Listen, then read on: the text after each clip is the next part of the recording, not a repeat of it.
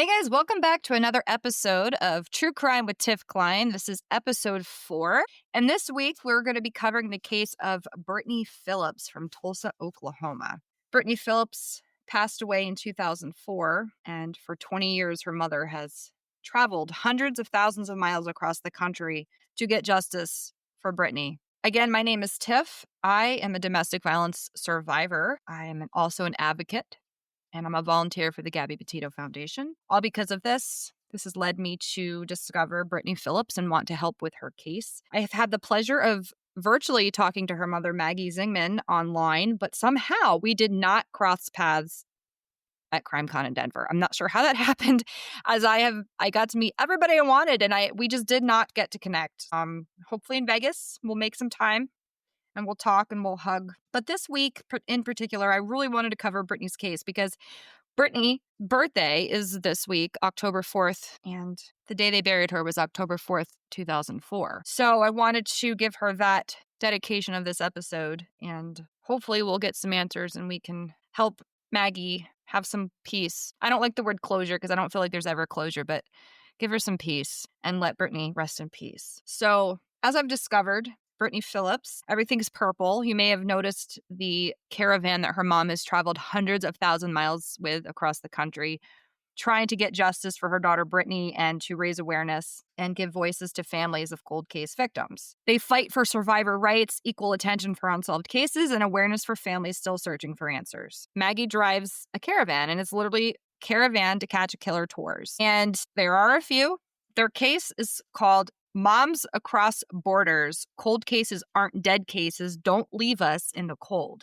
They have members across the country, Atlanta and surrounding areas, Virginia, Tennessee, and then some general members. Many are advocates and survivors. There's true crime authors and podcasters. There's the Aware Foundation, some genetic genealogists, some family victims. And going over this case, this is a tough one. So I have a lot of things that I've picked up from CrimeCon that her mother had left on the table. I have a pamphlet, I have a button, and I have a pamphlet right here in front of me because I want to be able to look at Brittany when I talk about her and hopefully catch her essence and spirit. And a little backstory on me. I dream about things that happen. I've had people who have passed away visit me in my dreams and give me signs and stories of things that nobody else would know or should know. And then when I tell people certain things, they freak out. This has been happening to me since I was 16. And I was just drawn to Brittany's case. So I really want to talk about it. And I'm still learning about it, even though I'm not finished learning because I don't feel like the case isn't closed. So there's never going to be an ending to the story until it is. And because her birthday is this week, I wanted to put out an episode and at least get the conversation started. So I do have a pamphlet right in front of me with Brittany on it. And she's in a purple dress, and it looks like maybe it was in the 90s. I love the dress she's wearing, and it has little flowers on it. Her hair has the updo, total 90s updo, and the jewelry. She's beautiful. And again, it says, cold cases are not dead cases. Don't leave us in the cold. Brittany Phillips, 10. So what happened was Brittany Phillips was raped and murdered in her second-story apartment in Tulsa, Oklahoma, between 9 p.m. on September 27th, 2004, 9 a.m. on September 28th, 2004. At Somerset Park at Union Apartments. At the time, they were called Glen Eagles Apartments in 2004. Her body was found on September 30th after a friend called a wellness check when Brittany didn't show up for class. Over the years, there have been new evidence. Maggie, Brittany's mother, received an envelope from her ex-husband January of 2023 that Brittany had sent her father with a machine-printed stamp dated September 29th, 2004, which means this is 2 days after the death certificate. After the death certificate says Brittany was murdered. So who was Brittany? Brittany was beautiful, intelligent, pathetic. She wanted to research cancer for her career. She first attended Eckerd College in Florida, then transferred back to Oklahoma to be closer to family and friends, and attended Tulsa Community College. She had lived in her apartment for only a few months before she was murdered.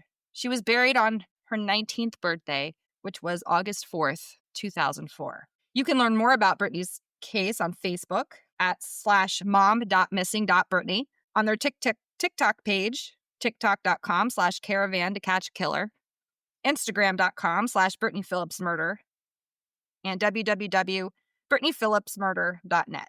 If you have any information regarding this case before we dive further, big or small, please contact the homicide tip line at 918cityoftulsa.org or email Maggie, her mother, at therapoet@aol.com. Please help warm up this case. You can also find more information about Caravan to Catch Killer tours. As suspect after suspect was ruled out after 2 years, Brittany's mother knew she needed to do something to bring attention to her daughter's case. In 2006, she wrapped the first of 5 cars with pictures of Brittany, information about the crime, and Caravan to Catch a Killer on all sides. As of 2024, she has driven 300,000 plus miles to 48 states on 23 caravans in search of clues, not just for media attention, but for Brittany's murder, to help give voices to the thousands of other voiceless cold cases. So, like I said, I picked up some information at CrimeCon, and there was a timeline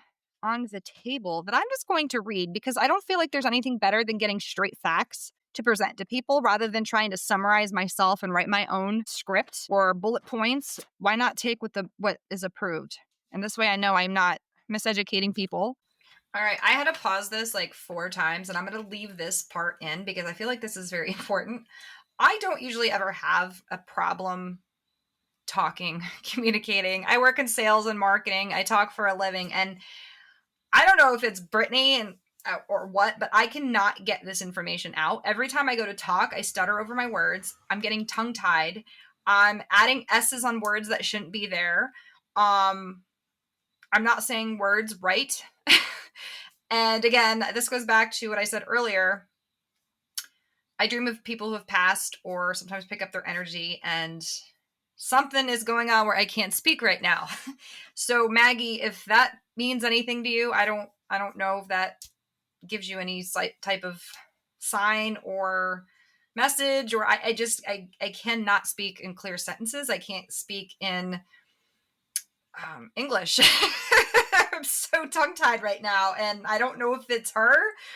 The energy, I don't know. This is very weird for me because usually I can speak clearly, and I just some of these words are just not coming out right. And whew. So I'm going to try this again.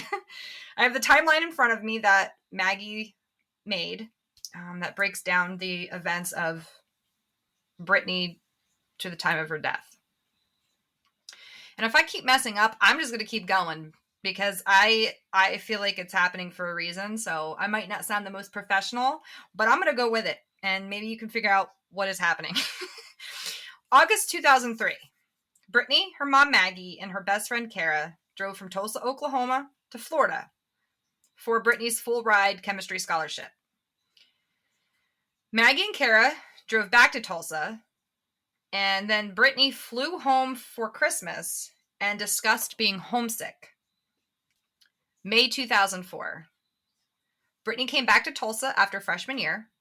She said she wasn't seeing her father much, and she was homesick.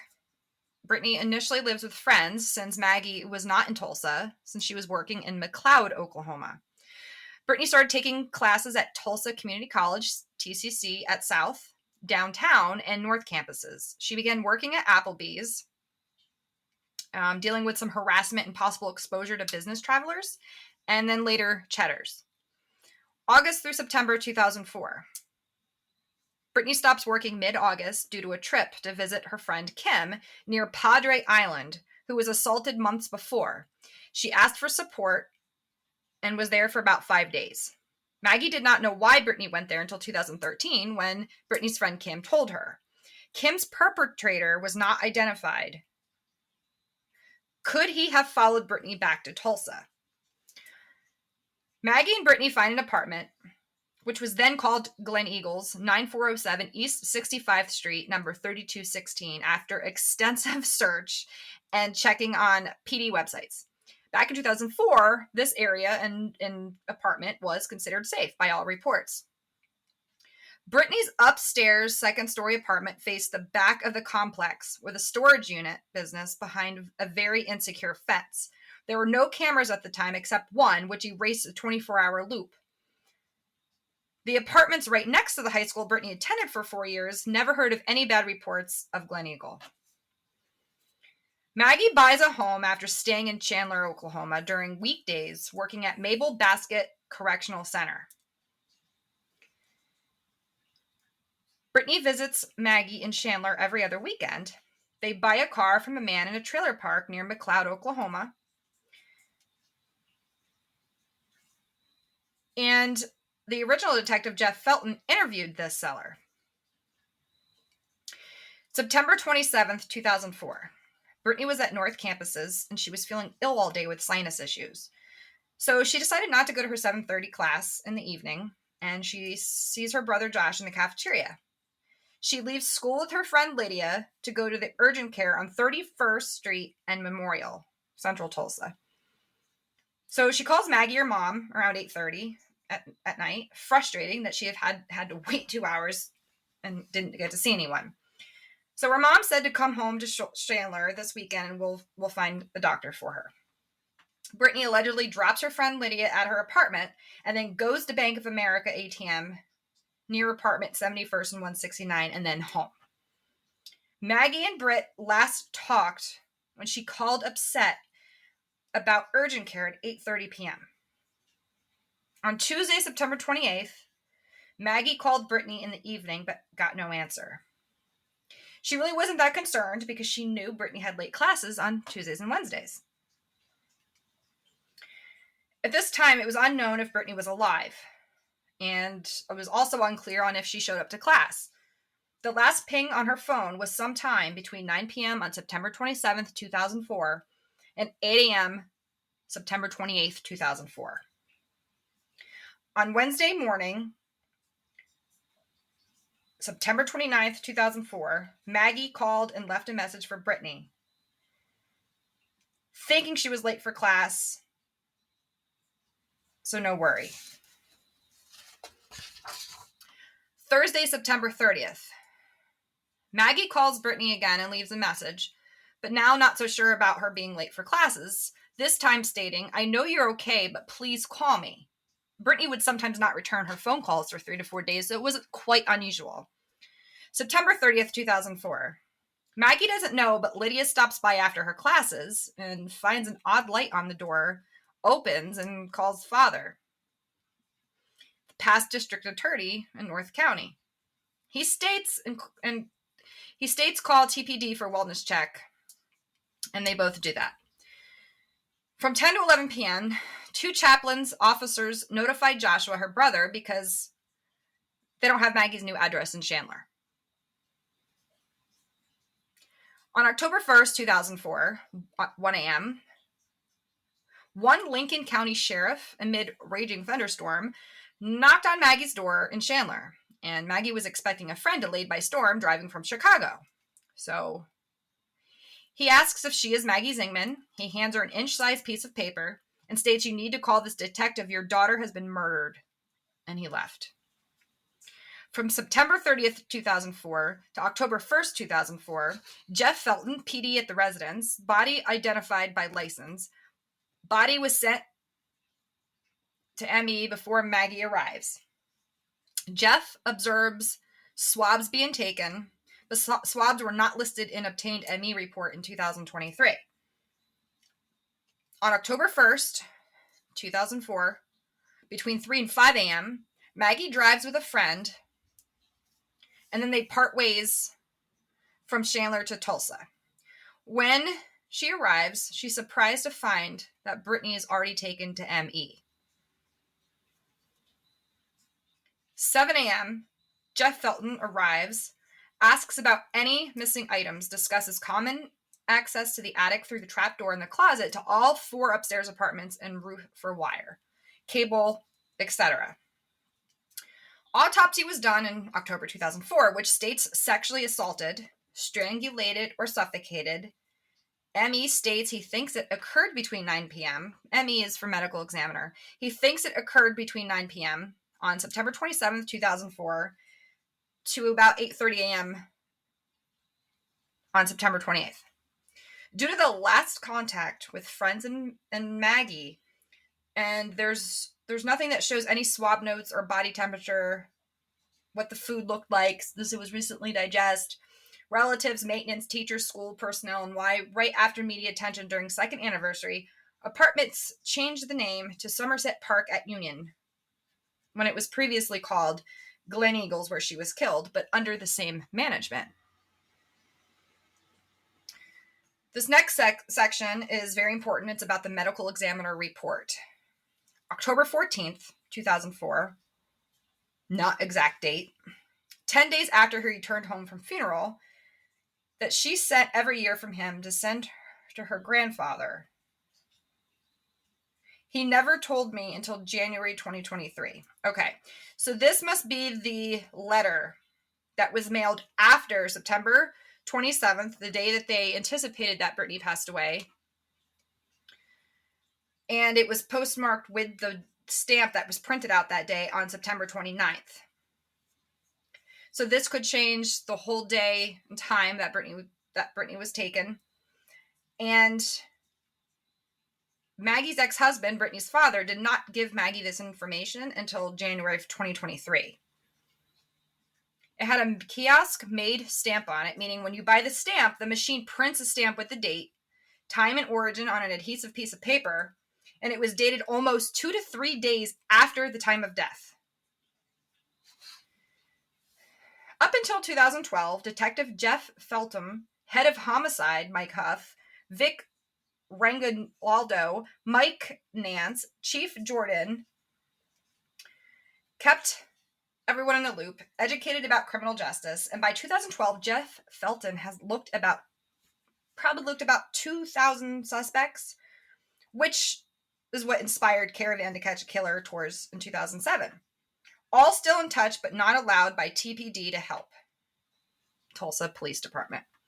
When Second Detective EM starts 2013-ish, he begins communication shutting down, especially after 2019's DNA match. Then he retires over a weekend with no access after that.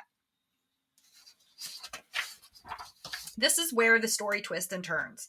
This is the twist and turns timeline since 2017 of Brittany Phillips' 2004 Tulsa cold case murder.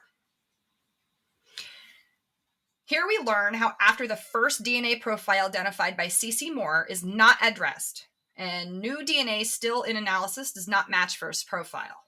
Again, this is where we learn where the first DNA profile identified by CeCe Moore is not addressed, and new DNA still in analysis does not match first profile. We learn how letter received by Brittany's father, possibly changing the timeline but not addressed. We also learn how all officers by certified cold case task forces have been refused by Tulsa Police Department since 2020.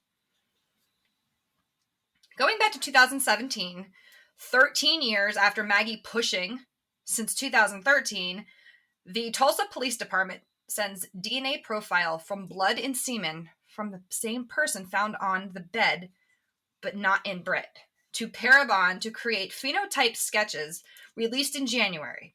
Many tips of a Caucasian with green eyes, but all the tips that kept not matching the DNA. 3 months later, the Caravan informs Maggie that the second detective and EM had initially refused to allow Caravan to do the genetic analysis. After a lot of pushing, it was finally allowed. August 2019. While on Caravan tour in Washington State, they got the contact that CeCe Moore made a direct match, specifically identified the owner of the DNA, but told by second detective that he is not the killer. Never describes the airtight alibi.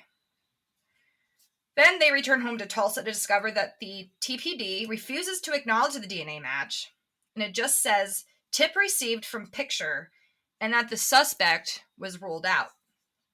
By Tulsa Police Department only saying they received tips from a picture and not that CeCe Moore made a direct hit to the owner of the DNA, it has made people think that the Caucasian phenotype is a representative of all suspects. As of 2025, the TPD, still not acknowledging CeCe Moore made a direct match of the owner of the DNA and that he's not the killer. We know now in 2002, when they finally found the DNA underneath the nails, it doesn't match the blood and semen, and it was being analyzed by the Orthram. TPD, as of 2025, still will not allow CeCe Moore to discuss that direct match, nor inform Maggie, Brittany's mother, about the new DNA status. In 2019, after the DNA was identified, this meant there was a possibility of all suspects being ruled out. By that DNA profile, there should be suspects again. The second detective at all meetings only tells Maggie, "We are doing what we are supposed to, and you don't need to know." Maggie has been taught about criminal justice for 20 years.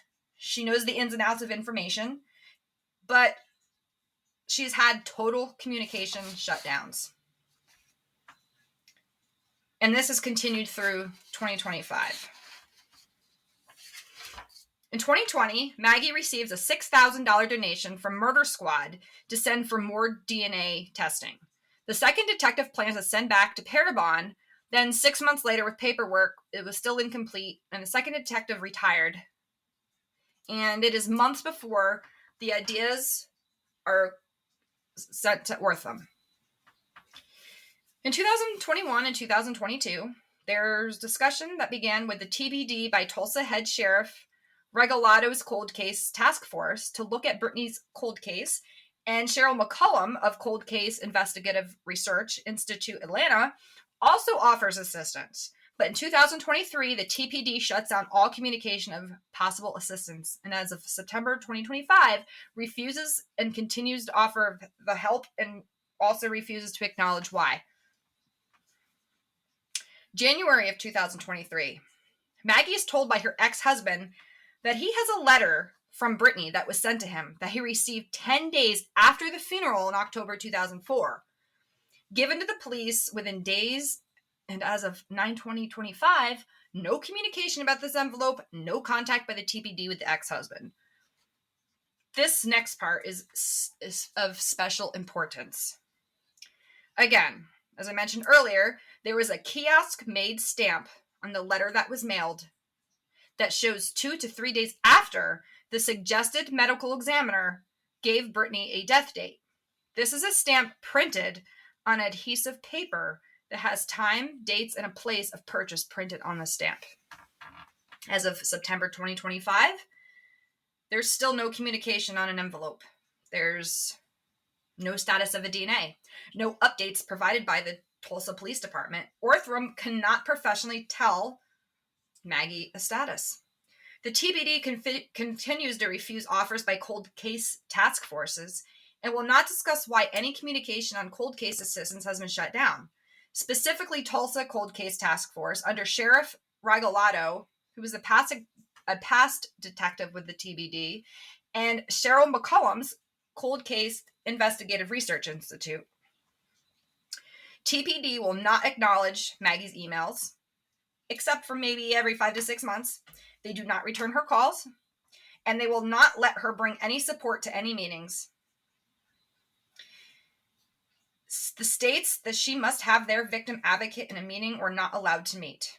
As a trauma psychologist of 37 years, Maggie has trained with many victim advocates, and the one thing they impart on them is you cannot force a victim to do anything.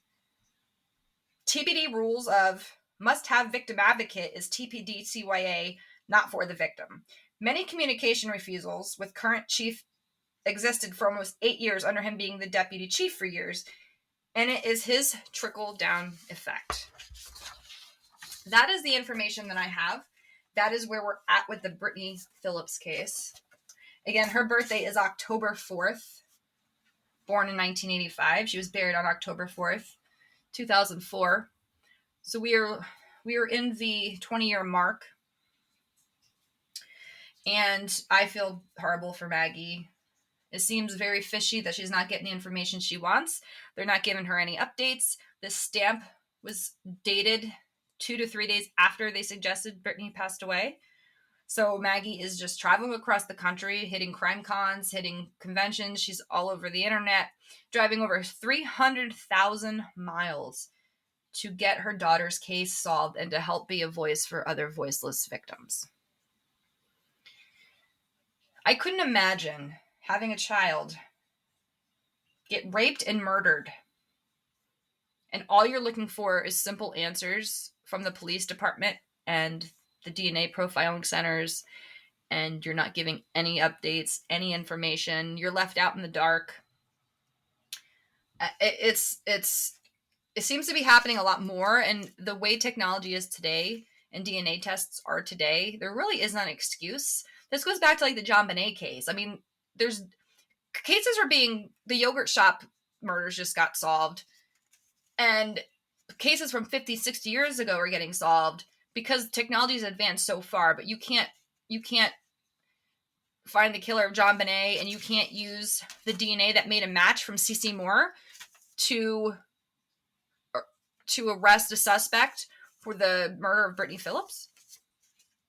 I have watched a few news segments about Brittany.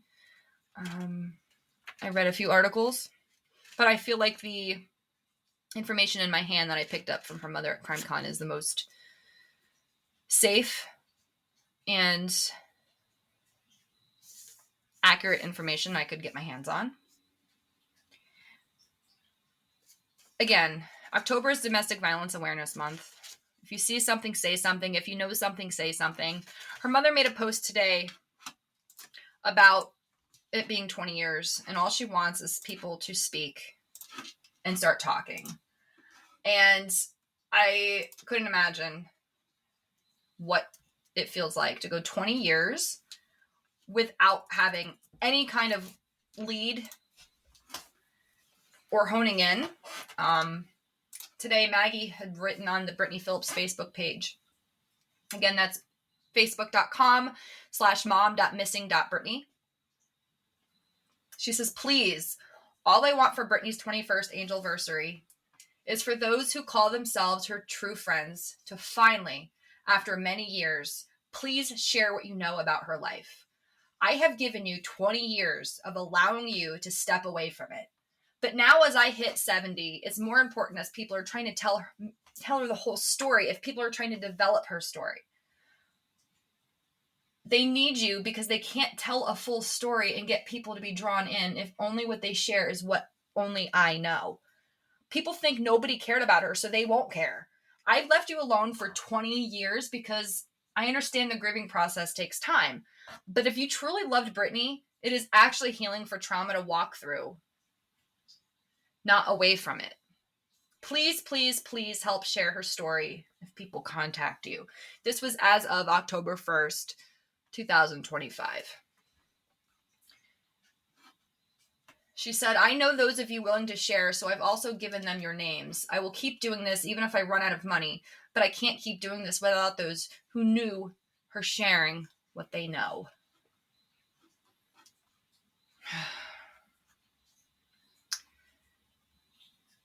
She's traveling.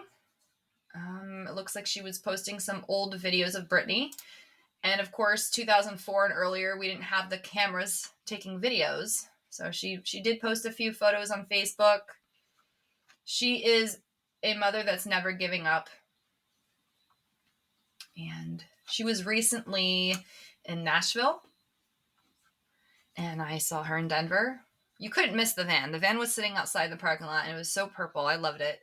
I'm guessing that was, I mean, I know that's domestic violence color, but I wonder, like, I need to talk to Maggie to see if that was her favorite color. But Brittany Phillips, date of birth, October 4th, 1985. Suspected date of murder, September 30th, 2004. Cause of death, asphyxia, which was also sexually assaulted. Location of murder, Tulsa, Oklahoma, at 9407 East 65th Street, apartment 3216. 18-year-old Brittany Phillips was found raped and strangled in her upstairs apartment on September 30th, 2004 in Tulsa, Oklahoma. Her murder remains unsolved despite DNA evidence being available. Brittany's mother, Maggie Zingman, works tirelessly to solve her daughter's unsolved murder. If you have any information regarding the murder of Brittany, please contact the Tulsa Police Department at 918-596-9222 or Maggie Zingman at therapoet@aol.com. And because it is Domestic Violence Awareness Month, it is October, There are plenty of resources. If you know somebody, which usually everybody knows somebody, even if you know it or not, there are plenty of resources, especially if you go to the GabbyPetitoFoundation.org or the hotline.org, which is the National Domestic Violence Hotline. And you can find 24/7 help from the National Domestic Violence Hotline. You may experience a longer wait because there is a high demand, so you might have to wait to connect with a live advocate.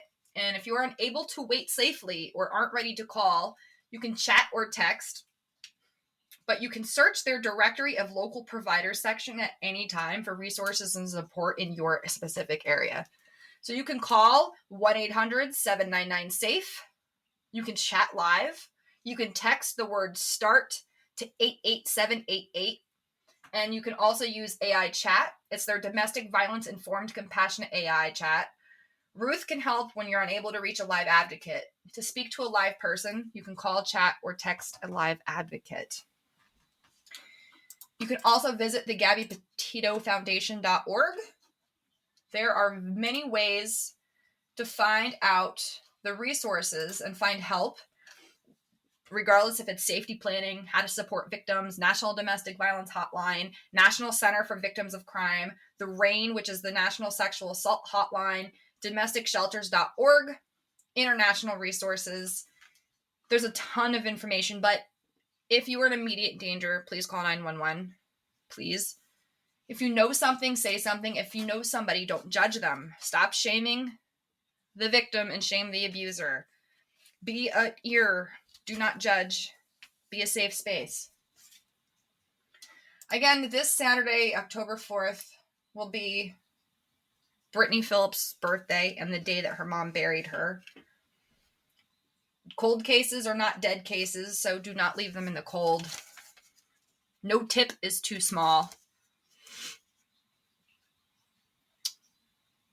It's just Brittany E.S. Phillips.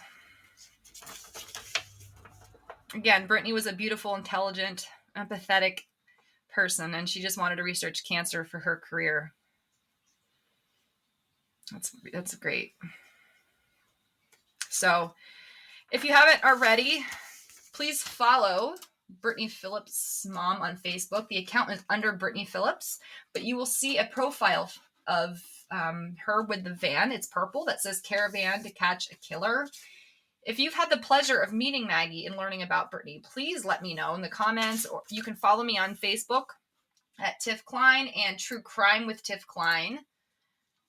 Klein with a K, K-L-I-N-E. You can follow me on Instagram with True Crime Tiff Klein. You can follow me on TikTok, True Crime Tiff Klein or T Klein.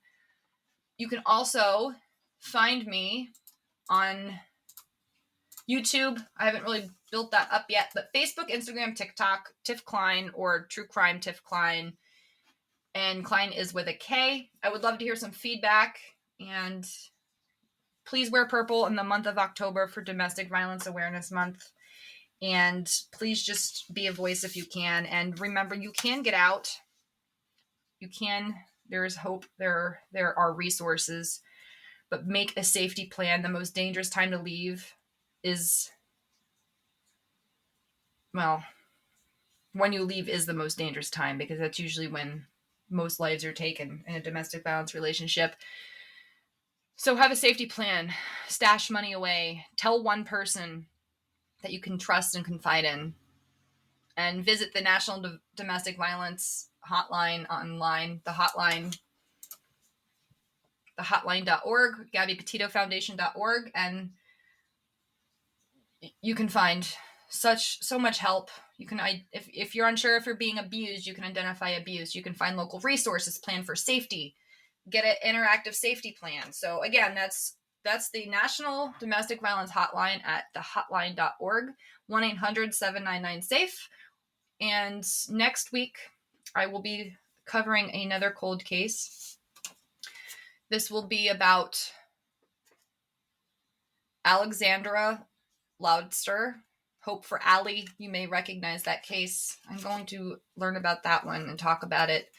But again, stop over to Brittany's Facebook page. Wish her a happy birthday on the 4th. which will be today if you're listening on her birthday. I am recording this a few days in advance because I'm going to a wedding. So when you listen and hear this, it will be October 4th. So reach out to Maggie on Brittany's page and wish Brittany a happy birthday. Please keep her in your thoughts. And if you know anything, please call the tip line at 918-596-9135. Until next week, guys, this was True Crime with Tiff Klein, and I will talk to you soon.